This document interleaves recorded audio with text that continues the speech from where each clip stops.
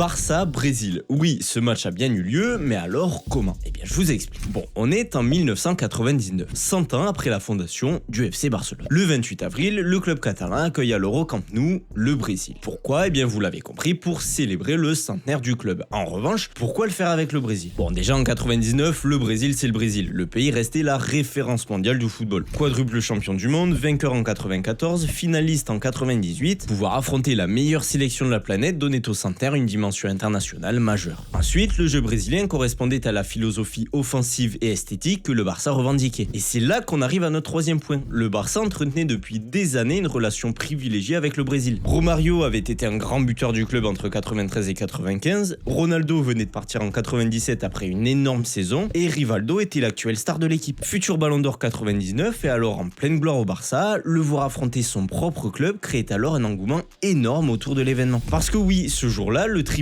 R Romario, Ronaldo et même Rivaldo, pourtant joueur barcelonais donc, se retrouvait face au Barça. Un Barça composé lui de Guardiola, Luis Enrique, Cocu ou encore Luis Figo. Alors en voyant la différence entre les deux équipes, tout le monde pensait que les Catalans allaient se faire rouler dessus. Pourtant, ce n'est pas ce qui s'est passé. En première mi-temps, les deux équipes se sont répondues chacune leur tour. Ronaldo ouvre le score à la 28e après une passe de Romario, Luis Enrique répond 6 minutes plus tard à la 34e, mais Rivaldo répond 7 minutes plus tard en marquant le but du 2-1 face à son club. À la fin de la première période, le Brésil rentre à l'Eurovestiaire en menant au Camp Nou, mais pour Barcelone, impossible de perdre ce match. Les supporters jouaient aussi en plus de ça leur rôle à la perfection. Roberto Carlos, actuel star du Real Madrid, se faisait siffler sur chacune de ses prises de balle. Au retour des vestiaires, Cocu délivre alors le stade et marque le but de l'égalisation. Score final, 2 partout. Personne ne s'attendait à ce scénario.